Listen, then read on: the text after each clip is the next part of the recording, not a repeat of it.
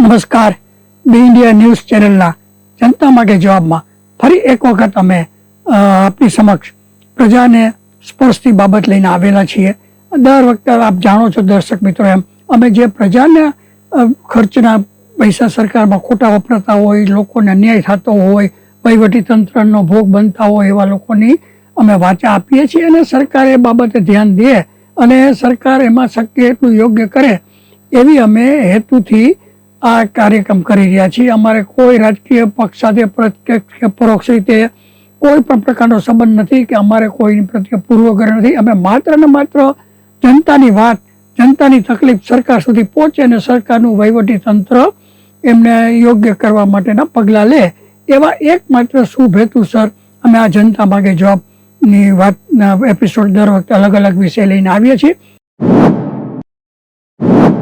આજે આપણે જે વિષય લઈને આવવાના છીએ એ વિષય એવો છે કે જેમ દરેક નાગરિક જાણે છે કે સ્થાનિક સ્વરાજની ચૂંટણીઓ, ધારાસભાની ચૂંટણીઓ, પંચાયતની ચૂંટણીઓ, કોર્પોરેશનની ચૂંટણીઓ, લોકસભાની ચૂંટણીઓની અંદર સીધો સંકળાયેલો હોય છે અને 5 વર્ષે 3 વર્ષે જે રીતે ચૂંટણીઓ થતી હોય છે એમાં એ નાગરિક સીધો. પણ આપણે આજે જે વાત કરવાના છે ખાસ કરીને એ રાજ્યસભાની વાત કરવાના છીએ કે આ રાજ્યસભાની ચૂંટણીમાં કોઈ પણ પ્રજાજન સીધી રીતે સંકળાયેલા હોતા નથી. એટલે મહત્વની બાબત એ છે કે એમાં લોકોએ રાજ્યસભાના સભ્યને ચૂંટવા માટે મત આપવાના હોતા નથી. રાજ્યસભાના સભ્યો માત્ર જે તે રાજ્યના ધારાસભ્યોના મતથી ચૂંટાતા હોય છે. એટલે કહેવાનો અર્થ એમ છે કે આ એક આખી વિશિષ્ટ ગ્રહ કહેવાય, ઉપલું ગ્રહ કહેવાય. જેમ કે આપણે કુટુંબની અંદર કોઈ સૌથી મોટી ઉંમરના મેચ્યોર વડીલ હોય અને એ વડીલનું જે સન્માન થતું હોય કે વડીલ જે કુટુંબને ગાઈડ કરતા હોય એવાને જેવું આ રાજ્યસભાનું છે. જોકે આપણે જાણીએ છીએ કે ઘણીવાર કુટુંબની અંદર પણ કુટુંબનો વડો જો દારૂડિયો હોય કે ખોટા કામો કરતો હોય તો આપણે એને કાઢી મૂકતા હોય છે કે આપણે એને મહત્વ આપતા હોતા નથી. એવું રાજ્યસભામાં થાય છે કે કેમ એની પણ આપણે ચર્ચા કરશું. કારણ કે રાજ્યસભામાં કહ્યું એમ લોકો સીધા એની ચૂંટણી કરતા ચૂંટતા નથી. માત્ર ને માત્ર જે તે જે તે રાજ્યના ધારાસભ્યો એમને ચૂંટતા હોય છે.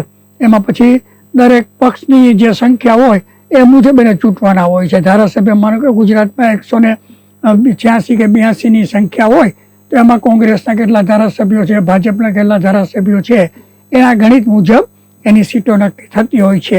અને એ સીટોની અંદર પણ છેલ્લા આપણે જે વાત મહત્વની વાત કરવાના છીએ એવી છે કે 30 વર્ષની અંદર એની અંદર એની ચૂંટણીઓમાં પણ ભ્રષ્ટાચાર, ગેરરીતિઓ, હોર્સ ટ્રેડિંગ જે થાય છે એની પણ આપણે વિસ્તૃત વાત આજે કરીશું. કેમ કે આની અંદર પ્રજાના વર્ષે કરોડો ને અબજો રૂપિયાનો ખર્ચો થતો હોય છે. એટલે આ ચર્ચા, ચિંતન અને ચિંતા રાજ્યસભાની ચૂંટણી માટે કરવી જરૂરી બને છે. આગામી જૂન 2026માં ગુજરાતના રાજ્યસભાના સભ્ય રમીલાબેન બારા, નરહરિભાઈ અમીન, રામભાઈ મોકરિયા અને કોંગ્રેસના શક્તિસિંહ ગોયલની 6 વર્ષની મુદત પૂરી થતી હોવાથી આ સભ્યો નિવૃત્ત થઈ રહ્યા છે. અને તેમાંથી કોઈને રિપીટ કરાશે કે કેમ તે હાલ કહી શકાય તેમ નથી. પરંતુ ભાજપના પૂર્વ મુખ્યમંત્રી અને ગવર્નર એવા આનંદીબેન પટેલની સુપુત્રી અને ખોડલ ધામ ટ્રસ્ટના ટ્રસ્ટી એવા અનારબેન પટેલ અને સ્વર્ગસ્થ મુખ્યમંત્રી વિજયભાઈ રૂપાણીના સુપુત્ર ઋષભભાઈ વિજયભાઈ રૂપાણીની પસંદગી થઈ શકે છે તેવી વાત ભાજપના આંતરિક વર્તુળોમાં ચર્ચાઈ રહેલ છે. સ્વર્ગસ્થ વિજયભાઈ રૂપાણી પણ રાજ્યસભાના સભ્ય રહી ચૂકેલા છે અને આનંદીબેન પટેલ પણ રાજ્યસભાના સભ્ય રહી ચૂકેલા છે. આમ તેમના બંનેના સંતાનો પણ હવે રાજ્યસભાના સભ્ય બની શકે છે. આ ભાજપમાં વંશવારસની વાત કરવાની રહેતી નથી. કોંગ્રેસની જેમ ભાજપમાં પણ ઘણા બધા વંશવારસની જેમ લોકસભા અને ધારાસભા અને રાજ્યસભામાં નિમણૂક પામી શકે છે. તાજેતરમાં ગોવિંદભાઈ પરમારના સુપુત્રને ઉમરેઠમાંથી ટિકિટ આપી, દીકરાને જ, એટલે વંશવારસ જ ગણાય. પણ હવે દરેક પક્ષમાં ચાલે છે. તો કે ભાજપમાં તો છેક છેલ્લી ઘડીએ કોથળામાંથી બિલાડું નીકળી શકે છે. જેમ નીતિનભાઈ પટેલને મુખ્યમંત્રી બનાવવાની વાત છેલ્લે સુધી થઈ ગઈ હતી, લાપસીના આંધણ પણ થઈ ગયેલા, પરંતુ છેલ્લે વિજયભાઈ રૂપાણી પસંદ થયા હતા. ભૂતકાળમાં કોંગ્રેસની સરકાર વખતે પણ વિધાનસભાના અધ્યક્ષ એવા નટવરલાલ શાહને મુખ્યમંત્રી બનાવવા માટેના વિધાનસભા ગૃહમાં હું હાજર હતો અને હારતોરા પણ થઈ ગયેલા હતા, પરંતુ છેલ્લી મિનિટે દિલ્હીથી અમરસિંહભાઈ ચૌધરીની પસંદગી કરવામાં આવી હતી. ગુજરાત રાજ્યના રાજ્યસભાના અન્ય સભ્યોમાં હાલ ઉદ્યોગપતિ અબજોપતિ ગોવિંદભાઈ ધોળકિયા છે, પૂર્વ સરકારી અધિકારી અને વિદેશ મંત્રી જેઓના પિતા પણ અગાઉ કોંગ્રેસની વિચારધારા ધરાવતા હતા તેવા ફોરેન સર્વિસના અધિકારી એસ જયશંકર પણ આપણા ત્યાંના રાજ્યસભાના સભ્ય છે. વાંકાનેરના પૂર્વ રાજરી એ પણ કરોડપતિ અબજોપતિ કેસરીસિંહ છે, જસવંતસિંહ પરમાર અને મયંકભાઈ નાયક પણ હાલ રાજ્યસભાના સભ્ય ગુજરાતના છે. આ સભ્યોની મુદત 2019 અને 2029 અને 2030 પૂરી થાય છે. પહેલા 4ની 2026 જૂનમાં થાય છે. આ વખતે કોંગ્રેસના એક પણ સભ્ય ચૂંટાઈ શકે તેટલી તેમની સંખ્યા નહીં હોવાથી કોંગ્રેસના એક પણ સભ્ય રાજ્યસભામાં જઈ શકશે નહીં.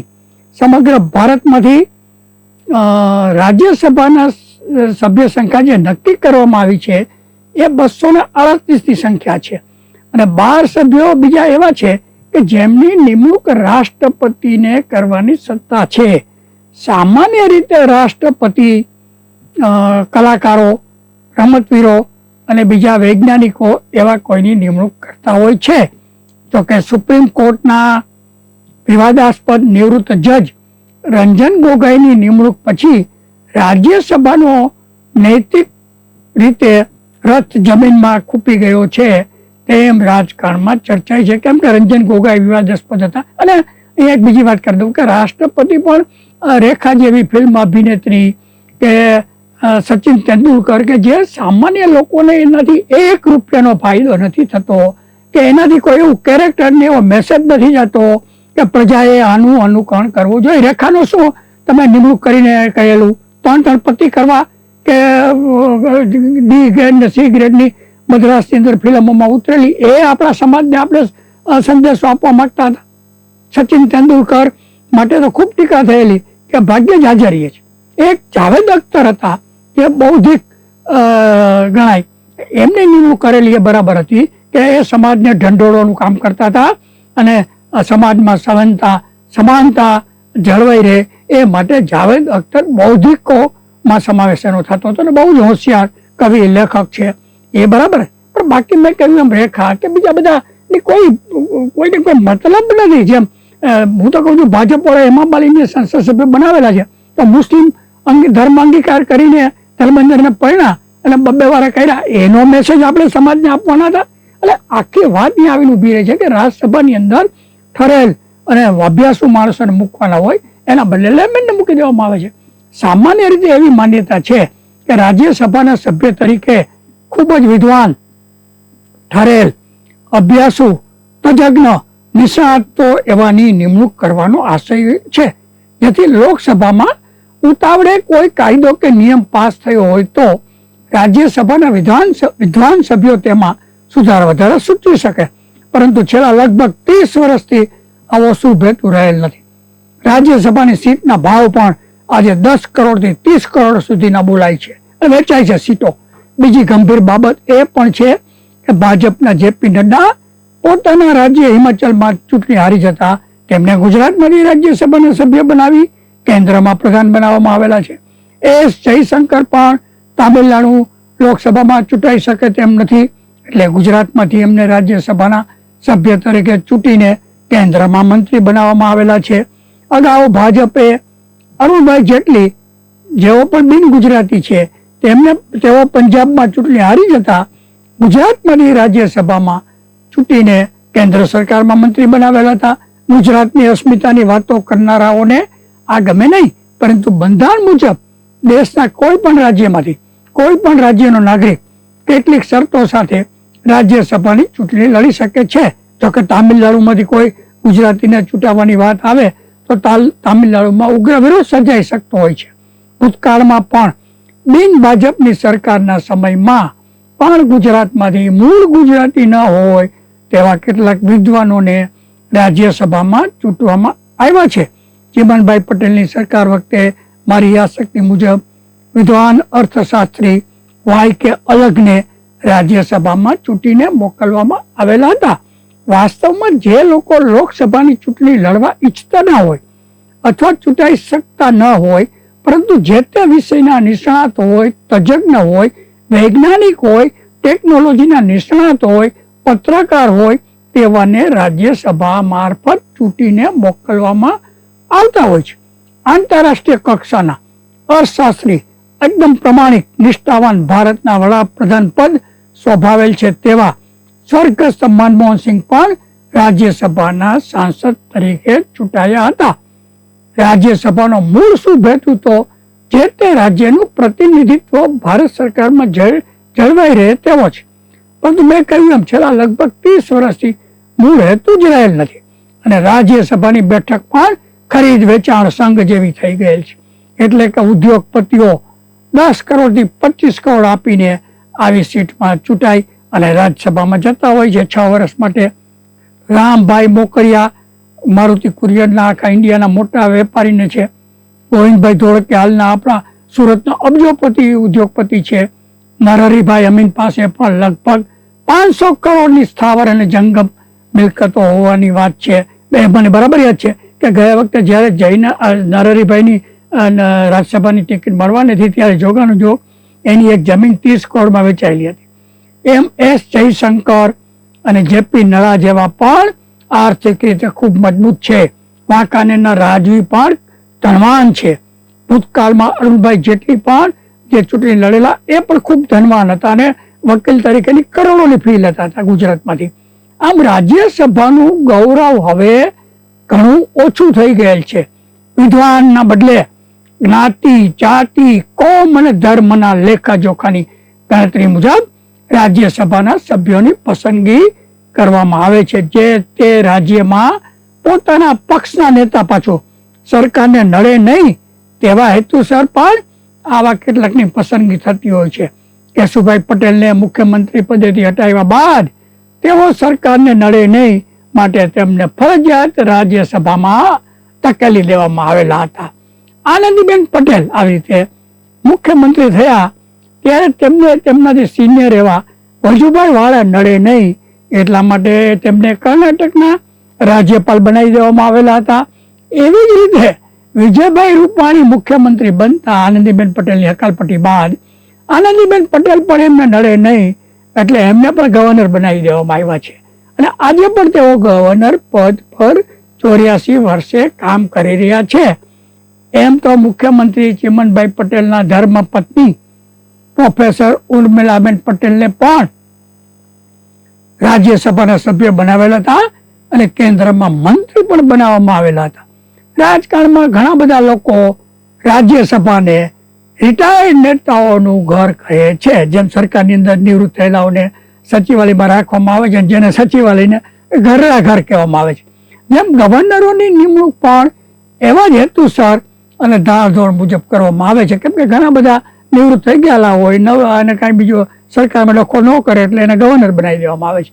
આ ઉપરાંત ઘણા બધા લશ્કરના નિવૃત્ત વડાઓ, કેટલાક નિવૃત્ત IAS અને IPS ઓફિસરોને પણ સરકારી નોકરી દરમિયાન જે તે સરકારને મદદ કરેલી હોય તેવાઓને પણ ગવર્નર બનાવી દેવામાં આવે છે અને રાજ્યસભાના સભ્ય પણ બનાવી દેવામાં આવતા હોય છે. ગુજરાત કેડરના IAS ઓફિસર AK જ્યોતિ સરને નિવૃત્તિ પછી ભારતના ચૂંટણી કમિશનર બનાવી દેવામાં આવેલા હતા.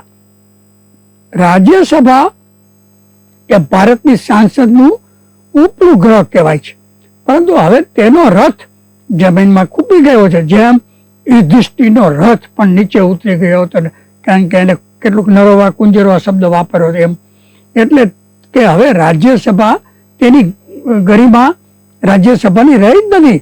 તાજેતરમાં જો આપ પાર્ટીના લગભગ 5 થી 6 જેટલા રાજ્યસભાના સભ્યો સામૂહિક રીતે પક્ષ પલટો કરીને ભાજપમાં જોડાઈ ગયા જે નૈતિકતાનું અધપતન છે. રાજ્યસભાનું કદી આ એક મહત્વની બાબત છે કે રાજ્યસભાનું કદી વિસર્જન થતું નથી હોતું. એ તેની વિશેષતા છે. 1/3 સભ્યો દર 2 વર્ષે નિવૃત્ત થતા હોય છે અને નવા સભ્યોની પસંદગી થતી હોય છે. એટલે કદી રાજ્યસભાનું વિસર્જન થતું નથી. દર 2 વર્ષે નવા સભ્યો આવતા જાય છે. રાજ્યસભાના સભ્યોની મુદત 6 વર્ષની હોય છે, જ્યારે લોકસભાના સભ્યોની મુદત 5 વર્ષની હોય છે. લોકસભાનું વિસર્જન થઈ શકે છે, પરંતુ રાજ્યસભાનું વિસર્જન કદી થઈ શકતું નથી ને થતું પણ નથી. રાજ્યસભાને કાઉન્સિલ ઓફ સ્ટેટ તરીકે પણ ઓળખવામાં આવે છે, એટલે કે રાજ્યનું પ્રતિનિધિત્વ કરતું ગ્રહ. ભારતના બંધારણની કલમ 80 હેઠળ રાજ્યસભાની રચના કરવામાં આવેલ છે. અમેરિકામાં દરેક રાજ્યને સરખું પ્રતિનિધિત્વ હોય છે, એટલે કે દરેક રાજ્યના 2 સેનેટ હોય છે, જ્યારે ભારતમાં વસ્તીના ધોરણે સંખ્યા નક્કી થાય છે. બ્રિટનમાં હાઉસ ઓફ લોર્ડ્સના સભ્યની નિમણૂક રાજા કરે છે, તેમ અહીં ભારતમાં 12 જેટલા સભ્યોને નિમણૂક કરવાની સત્તા રાજ્યસભામાં નિમણૂક કરવાની સત્તા રાષ્ટ્રપતિને આપવામાં આવેલી છે. મૂળ તો બ્રિટનની સંસદીય પ્રણાલીમાંથી ભારતમાં રાજ્યસભાનો વિચાર લેવામાં આવેલો છે. બ્રિટનમાં હાઉસ ઓફ કોમન અને હાઉસ ઓફ લોર્ડ્સ છે અને અમેરિકામાં સેનેટ સભ્યની નિમણૂકની વ્યવસ્થા છે. અલબત્ત ભારતે પોતાની રાજકીય પરિસ્થિતિ અને સામાજિક સમજણ મુજબ કેટલાક ફેરફારો સાથે લોકસભાની સાથે રાજ્યસભાની રચના કરેલ છે. રાજ્યસભા લોકસભામાં બજેટ ઉપર માત્ર ભલામણ કરી શકે છે. આખરી નિર્ણય તો લોકસભાનો જ ચાલે છે. એની મર્યાદા છે રાજ્યસભાની. અલબત્ત રાજ્યસભાને બંધારણે કેટલીક વિશેષ સત્તાઓ પણ આપેલી છે. રાજ્યસભાના 2/3 સભ્યો બહુમતીથી કોઈ ઠરાવ કરે તો આ બાબતને રાષ્ટ્રહિતની ગણવામાં આવે છે અને પછી તેના બાદ લોકસભામાં રાજ્યની યાદીના વિષયો ઉપર પણ કાયદો બનાવી શકે છે. જો રાજ્યસભામાં 2/3 સભ્યો નક્કી કરે તો.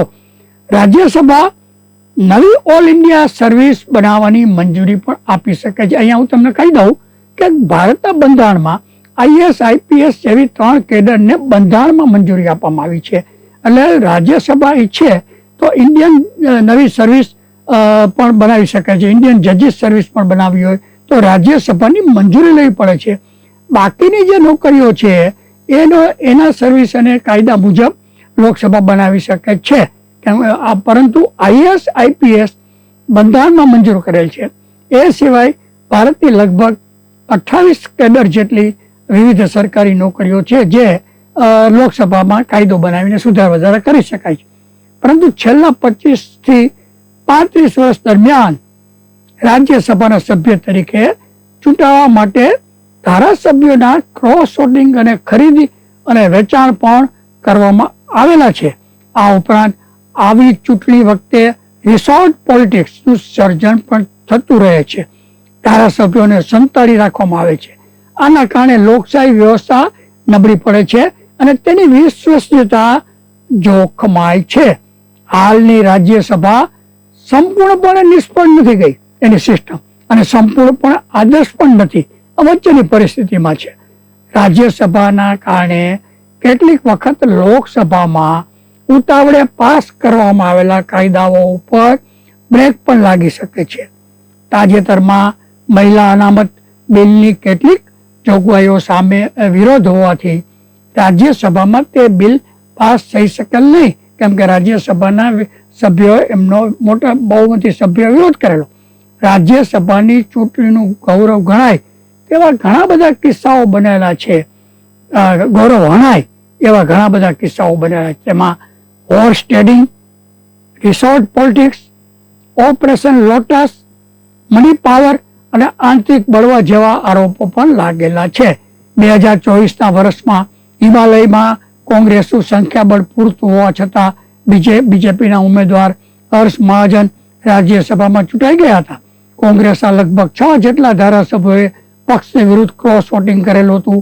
કદાચ કરોડો રૂપિયા આપવામાં આવ્યા હોવાની પૂરી માન્યતા છે. 2024માં ઉત્તર પ્રદેશમાં પણ રાજ્યસભાની ચૂંટણીમાં સમાજવાદી પાર્ટીના કેટલાક ધારાસભ્યોએ બીજેપીની સરકારમાં ક્રોસ વોટિંગ તરફેણમાં ક્રોસ વોટિંગ કરેલ હતું. લગભગ 2025માં હરિયાણામાં લગભગ 5 જેટલા કોંગ્રેસના ધારાસભ્યોએ બીજેપીની તરફેણમાં ક્રોસ વોટિંગ કરેલ છે. કેટલાક ધારાસભ્યોના મત પણ અમાન્ય ઠરેલા હતા. 2026માં ઓડિશા રાજ્યની રાજ્યસભાની ચૂંટણીમાં પણ કોંગ્રેસના કેટલાક ધારાસભ્યોએ ભાજપની તરફેણમાં ક્રોસ વોટિંગ કરેલું હતું. આ સમયે હોર્સ ટ્રેડિંગ અને લાંચના આરોપોના આક્ષેપો પણ વિરોધ પક્ષે લગાવેલા હતા. કર્ણાટક રાજ્યમાં પણ 2016 અને 2022માં રાજ્યસભાની ચૂંટણીમાં ક્રોસ વોટિંગના બનાવો બનેલા છે. કર્ણાટકમાં તો JDS કોંગ્રેસ અને સામે બીજેપી વચ્ચે સત્તા સંઘર્ષ ચાલતો હતો. આજે તો કર્ણાટકમાં કોંગ્રેસની સરકાર છે. 2017માં ગુજરાતમાં રાષ્ટ્રીય નેતા અહેમદભાઈ પટેલની રાજ્યસભાની બેઠક વખતે ક્રોસ વોટિંગ થયા હતા અને લગભગ એક મતથી અહેમદ પટેલ ચૂંટાઈ ગયા હતા. ત્યારે ચૂંટણી કમિશનર તરીકે મૂળ ગુજરાતી કેડરના IAS અધિકારી અચલકુમાર કે જ્યોતિ હતા, જે નોંધપાત્ર બાબત છે. શક્તિસિંહે આ ચૂંટણીમાં મજબૂત ફાઇટ આપેલી હતી અને અહેમદ પટેલની તરફેણમાં મદદ કરી હતી. 2020માં પણ ગુજરાતમાં રાજ્યસભાની ચૂંટણીમાં ક્રોસ વોટિંગ થયેલું હતું. આમ ક્રોસ વોટિંગને ઘણી વખત આત્માનો અવાજ કહેવામાં આવે છે. વાસ્તવમાં રાજકારણીઓમાં આત્મા જેવું હોતું જ નથી, મોટે ભાગે હાથમાં જ હોતો નથી અને કરોડો રૂપિયા અને સત્તાની લાલચ જ કામ કરતી હોય છે. ગુજરાતમાં લગભગ 1980 ને 85ના વર્ષ દરમિયાન પત્રકાર વિઠ્ઠલભાઈ પટેલને અપક્ષ તરીકે રાજ્યસભાની ચૂંટણીમાં ઉભા રાખવામાં આવેલા હતા અને માધવસિંહભાઈ સોલંકીનો ટેકો હતો. આ સમયે પણ ક્રોસ વોટિંગ થયેલું હતું. બીજી ટર્મમાં વિઠ્ઠલભાઈ પટેલ કોંગ્રેસના ઉમેદવાર તરીકે ચૂંટાયા હતા. માધવસિંહભાઈ સોલંકીની સરકાર વખતે કદાચ જનતા દળમાંથી ઇન્દુભાઈ પટેલને રાજ્યસભાના સભ્ય તરીકે ઉભા રાખેલા હતા, પરંતુ માધવસિંહભાઈ સોલંકી તેમને યન કેન પ્રકારે હરાવી દીધા હતા. સ્વર્ગસ્થ ચિમનભાઈ પટેલે રાજ્યસભામાં વધુ એક સીટ મેળવવા માટે જયંતિલાલ શાહને ઉભા રાખવામાં આવેલા હતા. એ સમયે કદાચ ભાજપના ગુજરાત પ્રમુખ શંકરસિંહ વાઘેલા હતા. તેમણે ક્રોસ વોટિંગ કરાવી કનકસિંહ માંગરેલા અને આનંદીબેન પટેલને ચૂંટાવી દીધા હતા. એવી જ રીતે લગભગ 1980માં ચિમનભાઈ પટેલે GI પટેલને ત્રીજી બેઠક માટે ઉભા રાખેલા હતા. તે સમયે પણ શંકરસિંહ વાઘેલાએ ક્રોસ વોટિંગ કરાવેલું હતું. મતોની ફાળવણીમાં માધવસિંહભાઈ સોલંકીને વધુ મત ફાળવવામાં આવેલા હતા. એ સમયે કદાચ વિજયાબેન શેઠના પતિ રઉફ વલ્લીવુલ્લા પણ કોંગ્રેસ તરફથી જીતી ગયા હતા. ત્યારે પણ ક્રોસ વોટિંગ થયેલું હતું. કદાચ મુખ્યમંત્રી ચિમનભાઈ પટેલનું અપમૃત્યુ રાજ્યસભાની ચૂંટણીના ટેન્શનના કારણે થયેલું હતું. ચિમનભાઈ પટેલના સમયમાં રાજ્યસભાની ચૂંટણીમાં લગભગ 9 મતોનું ક્રોસ વોટિંગ થયેલું હતું. 2019માં અમિતભાઈ શાહ રાજ્યસભામાં ગયા ત્યારે 2 સીટ ખાલી હતી. હવે ટેકનિકલી રીતે બંને બેઠકોની ચૂંટણી સાથે યોજાયેલ હોત તો 1 સીટ કોંગ્રેસે મળી શકે તેમ હતી. આમ તે વખતે અલગ અલગ સમયે ચૂંટણી યોજવામાં આવેલ, જેથી કોંગ્રેસને 1 સીટ મળી શકેલ નહોતી. એમ તો કચ્છમાં છેલ્લે અનંતભાઈ દવેને રાજ્યસભાના સભ્ય બનાવવામાં આવ્યા હતા બીજેપીમાંથી, પરંતુ પછી લગભગ 15 વર્ષથી આ કચ્છમાંથી કોઈને પણ રાજ્યસભામાં કોઈ પણ પક્ષે મોકલેલા નથી. અલબત્ત આનંદભાઈ દવેના સુપુત્રને ગુજરાત વિધાનસભાના ધારાસભ્ય તરીકે ભાજપે ચૂંટાવેલા છે. રાજ્યસભાના સંચાલક અને તેમાં ચૂંટાયેલા સભ્યોના પગાર, ભાડા ભથ્થા, બીજા અનેક પ્રકારના લાભો પાછળ દર વર્ષે હજારો કરોડનો ખર્ચ થાય છે અને નિવૃત્ત થયા પછી પણ પેન્શન આપવામાં આવે છે અને મેડિકલ બિલના લાખો રૂપિયા ચૂકવવામાં આવે છે. આજે રાજ્યસભાનું પદ હવે ગણિકા કે દેહ વેચનાર બહેનોની જેમ ભાવતાલ પ્રમાણે વેચવા લાગેલ છે. તો ખરેખર ભારતમાં હવે રાજ્યસભાનું ગ્રહ ચાલુ રાખવું જોઈએ કે નહીં, તે અંગે દર્શકો અને વાચકો પર અમે છોડીએ છીએ. જો રાજ્યસભા બંધ કરી દેવામાં આવે તો વર્ષે સરકારને અબજો રૂપિયાનો ખર્ચ બચી જાય એમ છે. આમ આપણે આજે જોયું કે રાજ્યસભાનું હવે અવમૂલ્યન થઈ ગયેલું છે, એટલે એને ચાલુ રાખવી કે કેમ એ અંગે દર્શકો અને વાચક મિત્રોએ નિર્ણય લેવાનો રહે છે. જય હિન્દ, નમસ્કાર, જય જય ગરવી ગુજરાત.